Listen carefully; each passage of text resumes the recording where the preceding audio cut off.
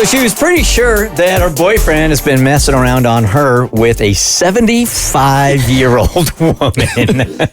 We don't know what's going on in that house. Man, I would not tell any of my friends. I'd just say, you know what? She just ghosted me. Yeah, you keep that one to yourself. Right? Mm-hmm. All right, so Gina hit us up, and she's like, I need you to do a To Catch a Cheater War of the Roses because I think my boyfriend's cheating on me. I slipped into his phone and shared his location services with me. He's been telling me he's going to the gym or GameStop or places like that, but when I look at his phone, he's going in the opposite direction. He's going to some residential neighborhood. None of his friends live there. I don't know what he's doing. I don't know who he's seeing. So she waits. We talk to her. Abby and I are like, you got to follow him. Mm-hmm. And that's what she did. And she followed him. He's like, hey, I think he was going back to GameStop or whatever. Or he was going to a friend's house to play games is what he was doing. And she watched a special friend's house, apparently. He's playing games, all right. And he goes in the complete opposite direction. He's heading back to that same residential area. So she follows him and she's sitting there doing a stakeout. And then at one point she's like, what am I doing with my life? Like, this is, I can't believe I'm here. I'm going to leave. But before she leaves, he actually steps out the door and he's walking out. And then out this little old lady walks, this little elderly woman. She says who's like between the ages of 75, 80. She's walking side to side and stuff. No. Just finished giving him that work. Wow. Uh-huh. Wow. Got her cane. Anyway. Didn't have it before he walked in. What is wrong with you? And so they waved goodbye to each other. They weren't swapping spit. She didn't see like a tongue kiss or anything like that. Well, I mean, she's old fashioned. Oh, okay. You're not going to kiss in public. My bad. That and she doesn't have saliva anymore. Okay. Oh, my God. Oh my God. Hey, Cat's tongue, okay. Can't swap spit when you don't have any. So he goes. I can't with y'all. So he goes home. Then she shows up and she's like, hey, how was your friend? And he was like, good. And so he's continuing with the lie. And she's like, I'm going to have to confront him this weekend and get to the bottom of whatever it is he's doing. So she was supposed to confront him, but she was nervous about it because she found the info out by looking through his phone and all that. So how do you even start that conversation? It's not a good look for her when she goes into this. Hey, Gina, good morning. Hi, guys. Okay, did you have the talk? Okay, so we definitely talked. I know who the old lady is, but it came at a cost, and my boyfriend is furious at me. Okay. Well, we gave you sort of the built-in excuse like, hey, I've been cheated on in the past, so I've done some things that I normally wouldn't do, but my insecurities got the best of me. Did you start with that?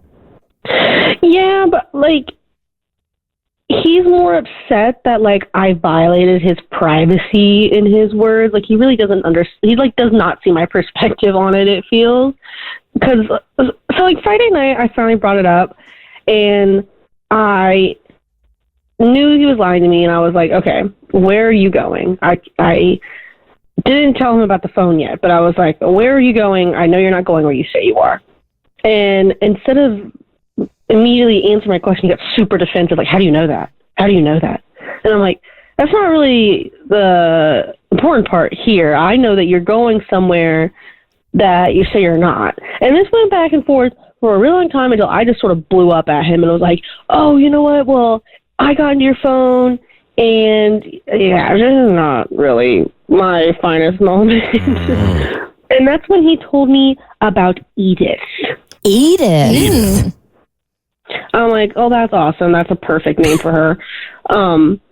And basically, he's learning piano, and she's the grandmother of one of his friends, and she's his piano teacher.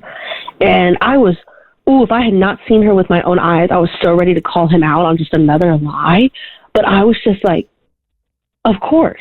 Like, it's so easy. Like, that makes sense that I didn't even have, like, a defense to, like, attack him with, because, like, there's no way they're doing anything, you know? And I was just like, okay, so, like, you know, was trying to be, like, gentle about it, but that, like, shamefully I had gotten to his phone while he wasn't looking, and he did not like that. He was all mad at me, like, how dare you lie to me, whatever. I did not tell him I followed him. Well, I did not bring that up. Can I pause you for just 1 second here? So, yeah, something just doesn't smell right. Why wouldn't he tell you that he's taking piano lessons? Like, was this going to be a surprise to you at some bigger event or something? That's what I find, like, surprisingly more hurtful. Was like, yeah, I've been cheated on before, but like this just kind of feels like whatever's going on, he wasn't comfortable telling me, which kind of sucks. But did you ask him? I mean, my first question would be like, so why are you hiding the fact that you're taking piano lessons? He told me, he said, I deserve to have a life without someone monitoring my every moment. And that didn't hurt. Nah, that's when you download the piano app. Like, let me hear a tune instead. I need to hear something. Come on, Mozart. Yeah, that sounds like a little gaslighting going on there. I don't know. I mean, be honest with yourself. Are you the kind of person who constantly asks him, where are you going? What are you doing? What time will you be home? No, it's not like I'm like, helicopter parenting him, Like, Gina, you broke into his phone and shared his location services with yourself.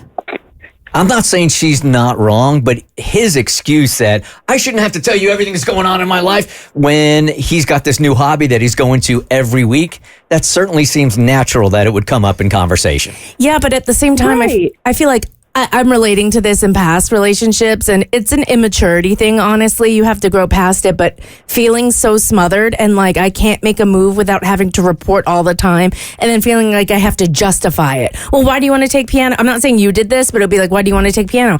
I don't know, I just do. But why now? I just want to do something without having to explain it fully all the time. And so I could see how, again, I'm not saying it's right, but how it's easier just to live your own life, because you should be able to make decisions like that without having to always run it by or talk to a partner about it. So if you've gotten to that point in your relationship where maybe he doesn't even realize that he's feeling a little smothered or controlled or eyes on him all the time, it's not the right move, but I can see why he made it. And I don't necessarily think it's a red flag on his part, but it's something that you need to hash out in your relationship and you need to figure out. I don't disagree that you shouldn't be allowed to have your own life and to make decisions without having to explain yourself and tell someone about your every move.